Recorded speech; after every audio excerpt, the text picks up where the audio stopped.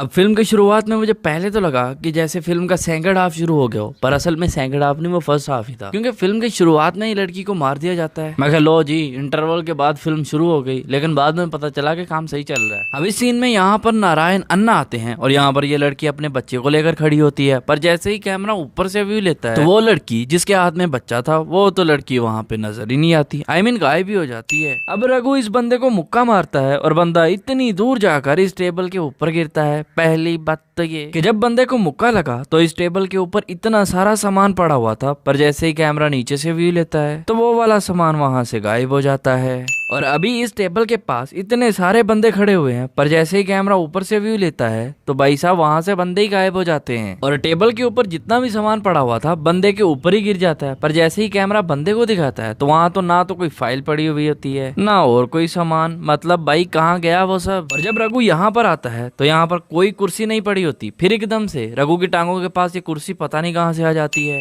अब रघु यहाँ पर कहता है अब अगले 5 मिनट में मेरे आदमी तेरे बाकी के 24 टैंकर को रोककर गरीबों में तेरा पानी बांट कर तुझे उनकी दुआएं दिलाएंगे। इस भैया की तो फटके ही हाथ में आ जाती है और जल्दी से कहती है सब टैंकर के ड्राइवर को वापस लौटने के लिए सब पर जल्दी। और जब इस बंदे को कॉल करते हैं तो ये बंदा बिना कॉल अटेंड किए ही कान के साथ मोबाइल लगा लेता है। अब रघु पहले इस बंदे को मारता है, फिर इस बंदे के सर में पट्टी लगाता है और पट्टी लगाने के लिए ये टेबल के ऊपर पड़े हुए बॉक्स में से पट्टी निकालता है और वो वाला टेबल इसके बिल्कुल पास पड़ा हुआ है। लेकिन जैसे ही ये सर में पट्टी लगाने लगता है तो भाई साहब टेबल इतनी दूर चला जाता है, मतलब सारे मिलके हमको पागल बना रहे। अब सारे बंदों को रघु मारता है और आखिरी वाले बंदे को मजर मारता है। तो भाई साहब रघु कहते हैं वाह मजर, वाह मजर मियां। तो इतने में पीछे से ये चिरकुट मजर के सर में डंडा मारता है। डंडा तो भाई मजर के सर में लग गया, वो बात हजम हो गई, पर ये बात हजम नहीं हुई कि रघु ने इतने सारे बंदों को मार दिया था। तो फिर डंडा लगने के बाद ये सारे बंदे कहाँ से आए, जबकि ये वाले बंदे जो कि रघु ने पहले ही मार दिए थे एकदम से उठ के कैसे आ सकते हैं भाई। अब यहाँ पर इन्होंने मजर को बांधा हुआ है और पीछे इसके कोई भी नहीं है और दूर दूर तक कोई बंदा नजर भी नहीं आ रहा। तो फिर एकदम से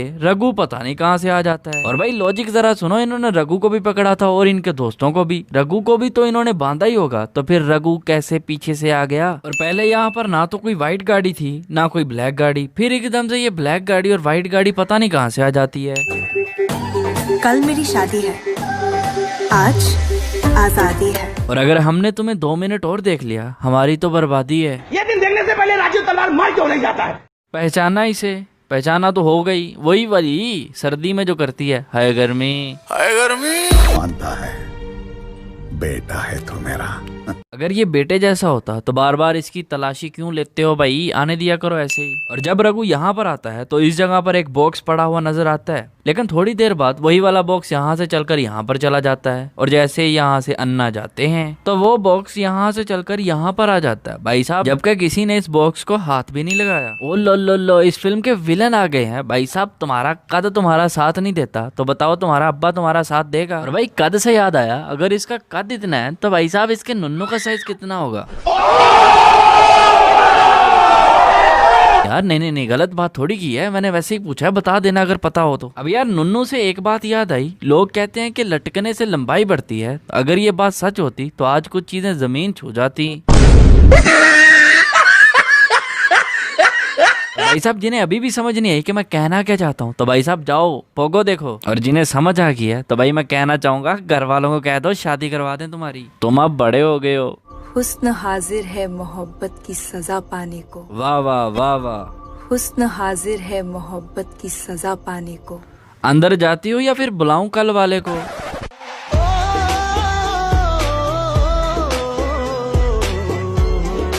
बदतमीज दिल बदतमीज दिल बदतमीज दिल माने ना। ये है आम जिंदगी।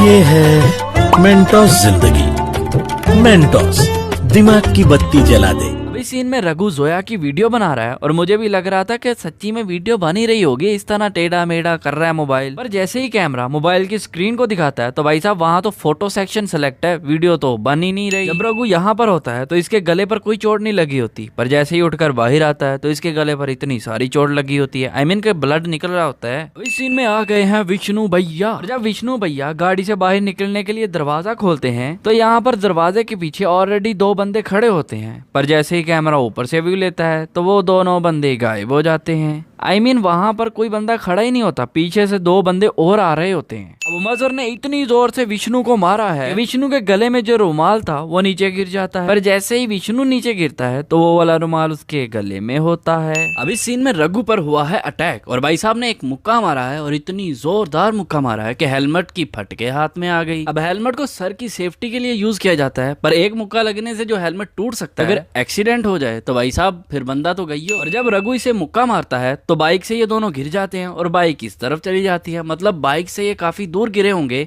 आई मीन बाइक दूर गिरी होगी इनसे। पर जैसे ही कैमरा ऊपर से व्यू लेता है तो बाइक भी वहां पे होती है और ये दोनों भी वहां पे। अब इस स्टंट के लिए भाई साहब तालियां बनती हैं भाई, मारो। अब देखो सुना था कि एक्शन का रिएक्शन होता है, पर भाई इतना भी रिएक्शन क्या हो गया कि बंदा नीचे लगा और इतनी ऊपर उड़ा। वाह, मतलब न्यूटन ने इतने एक्सपेरिमेंट किए कि भाई एक्शन का रिएक्शन होता है, इन्होंने तो माँ बहन कर दी ना भाई। मतलब बंदा ऐसे उड़ रहा है जैसे कोई रबड़ की बॉल हो। नहीं, इस सीन को देख के मेरे तो रोंगटे खड़े हो गए कि मतलब भाई कैसे, ओ भाई मारो मुझे, मारो मुझे, मारो। इस सीन में बंदा चाकू मारता है और सामने रघु और उसके पीछे जोया खड़ी हुई नजर आती है, और चाकू इतनी स्पीड में था कि रघु आगे से पीछे हो जाता है, मतलब जाके चाकू सीधा जोया को लगेगा।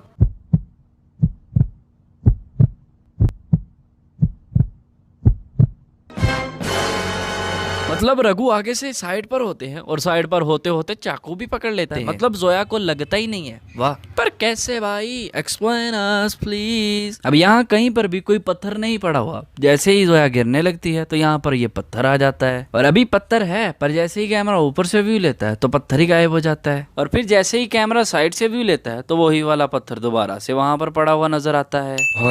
आई गई यादें मगर इस बार तुम ही आना। अरे नहीं बाबा, मैं नहीं आ सकता, गाड़ी मेरे भरोसे पे छोड़ के गया, उसको बुरा लगेगा, नहीं आ सकता। इस सीन में जब मजर यहाँ पर बैठा होता है तो इसके दोनों हाथ खाली होते हैं, फिर एकदम से इसके हाथ में रुमाल पता नहीं कहाँ से आ जाता है। इस सीन में अन्ना का रुमाल इसके हाथ में होता है, पर जैसे ही कैमरा साइड से व्यू लेता है तो अन्ना का वही वाला रुमाल जो उसके हाथ में था वो कंधे पे आ जाता है। अब मजर यहाँ पर आकर अपनी साइकिल बिल्कुल दीवार के साथ खड़ी करता है मस्जिद की, पर जैसे ही कैमरा ऊपर से व्यू लेता है तो ये तो साइकिल यहाँ पर चली गई। इस सीन को देख के तो मैं सिर्फ एक चीज कहना चाहूंगा, ये बहनचोद सारे मिलके हमको पागल बना रहे हैं, मदरचोद के बच्चे। नहीं सोचो, इस बंदे को मुक्का लगा भी नहीं है लेकिन फिर भी उल्टबाजियां ले रहा है, लिटरली टच भी नहीं हुआ। होता है ना कि पैंट को टच हो जाए, लेकिन ना, इतनी दूर है, आधा फीट तो इस बंदे के और उस मुक्के में डिस्टेंस होगा। अगर ये वाला मुक्का इस बंदे को लग सकता है तो मैं ये कह सकता हूँ गारंटी के साथ कि ये वाला बंदा केले से इन बंदों को मार सकता है। हद होगी भाई, साउथ इंडियन फिल्म को पीछे छोड़ दिया बॉलीवुड मूवी।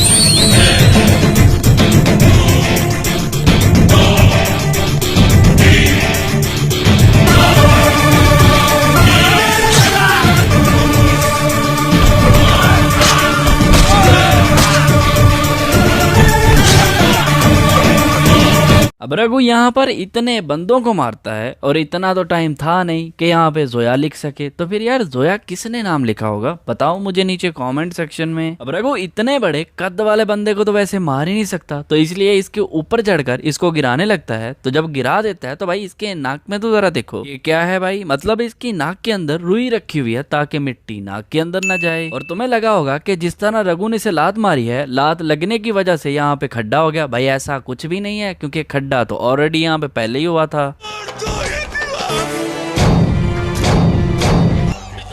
भैया ये दीवार टूटती क्यों नहीं है? टूटेगी कैसे, अंबुजा सीमेंट से जो बनी है। और लो जी, आखिरकार मर ही गया ये छोटू।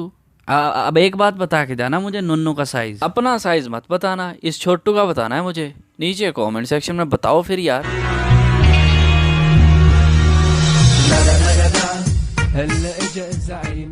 तो तो बस यार आज के लिए इतना ही। अगर वीडियो पसंद आई और थोड़ी सी भी हंसी आई हो तो प्लीज़ लाइक कर देना। एम करते हैं अच्छे खासे लाइक आए, मतलब कोई नहीं एम करते यार, लाइक कर देना अपना अपना। एंड ऑल्सो भी follow me on Instagram and Facebook, दोनों का लिंक डिस्क्रिप्शन में। और अगर कोई क्वेश्चन हो तो इंस्टाग्राम पे मुझे पूछ लेना, कमेंट कर देना, और जो जो क्वेश्चन पूछे उनका ज़रूर आंसर देना। बाकी मिलते हैं नेक्स्ट वीडियो में, तब तक के लिए बाय। और डिसलाइक करने वालों भाई ना किया करो यार।